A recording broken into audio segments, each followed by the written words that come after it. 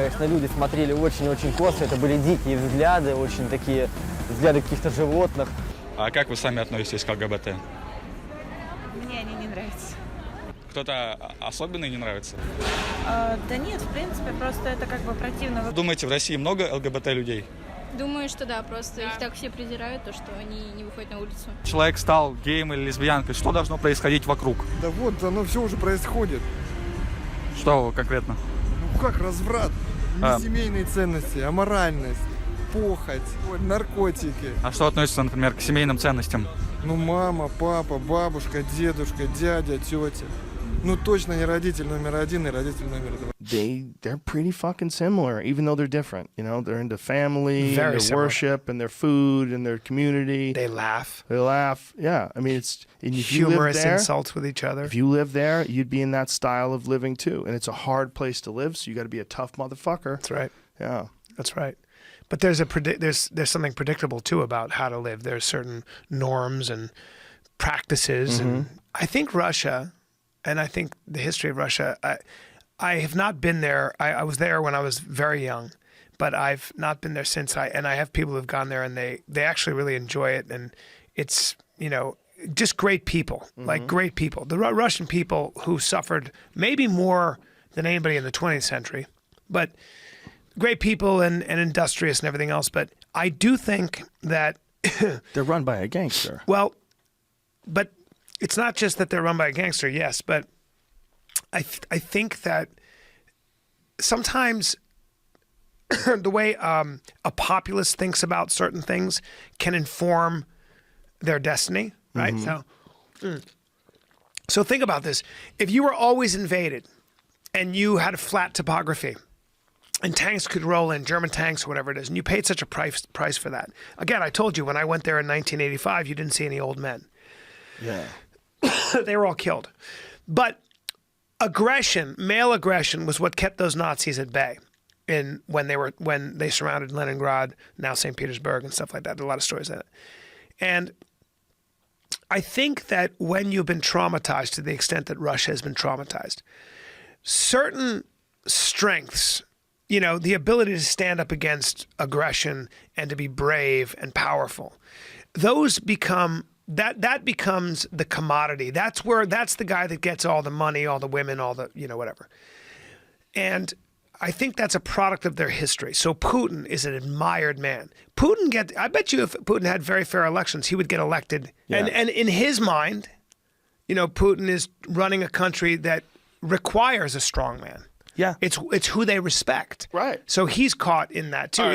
So For sure. So what I'm saying is that I think What are you saying? I think Russia needs to embrace a softer strengths. Are you a foreign policy advisor now? Yes, I am.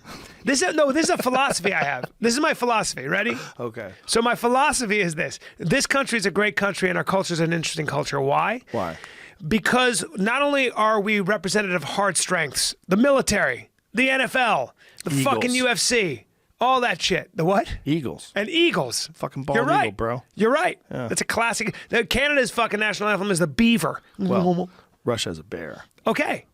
But so Americans, again, are very aggressive. But you know what America's secret is? We've also provided safe quarter to our gentler spirits. What? We're 'Cause better we're free. because we have protections Right. for the people on the fringes, our creatives, our weirdos, our fashionistas, all the people that make our culture interesting. Stephen Jobs wasn't good at CrossFit. No, he's good at yelling at employees. Yeah, either was Mohandas Keghani and Martin Luther King, but we provide. At least there was due recourse. At least we know that there are softer strengths that have to be protected. It makes you more interesting and it makes you more creative and stronger. You got to be innovative. Yes. Your innovators are weirdos. Yes. Like Leonardo da Vinci apparently was gay. What? I said it. Outrageous. Yeah. Wait a minute. Guess what? What? There are a lot of very smart. Like in Russia, if you're gay, it's not that safe for you. Right. You get tossed off a building. Yeah, so what you do is when you do that with people who are creative and you marginalize a group of people because they're different in the name of purity or whatever, Didn't they you're make fucked. some like really weird public statement about homosexuality, like the law in Russia? Like, is homosexuality illegal in Russia? Well, a lot of times they're equated with pedophiles. The LGBT community has real trouble there. And it's hard to get apartments. It's more of subtle. It's hard to just live and make a living. So what happens is all those creative people who could be contributing and coming up with beautiful ideas, they're marginalized as perverts, deviants. And that's the dumbest. Meek. The meek don't get to inherit the earth. The meek, a lot of times, are the people that provide you your fucking goodies. Russian gay propaganda law. For the purpose of protecting children from information advocating for a denial of traditional family values. Whoa. Yep. The gay propaganda law and the anti-gay law, the bill that was unanimously approved by the State Duma on 11th of June 2013. Holy shit, man. So you want to protect children from exposure to, homo activity. Yeah, and it was signed into law by President Vladimir Putin on the 30th of June 2013. Yeah. How long is he going to be president? So let me ask you a better question. So with those kind of laws, that marginalize anybody that's not normal, quote unquote, that's not traditional, prototypical male, female. Right. Awesome. When was the last time you bought? And I'll wait. When was the last time you bought one Russian product? Please. Besides the fact that they're essentially a one-crop economy, which is oil, and I guess some other commodities. What happens is you kill all your creativity. What happens is you are not a strong country. Your weaponry isn't even good. That's the irony of all this shit. Right. When you have that mindset and you have one idea of what strength is, you're going to be fucking weak and you're not going to be creative. Let's say you're the king of the world. How do you fix Russia? You come at them with you present an idea, the idea I just presented, which is the idea that you might want to protect the people that you consider to be queers, deviants, and weirdos, nerds, or whatever they are, because those people a lot of times are your creatives. I don't know why, but they are. So do you think they lived in too much of a wartime culture for too long? I do. Из воспоминаний о нацистской Германии. Когда пришли за коммунистами, я ничего не сказал, потому что я не был коммунистом.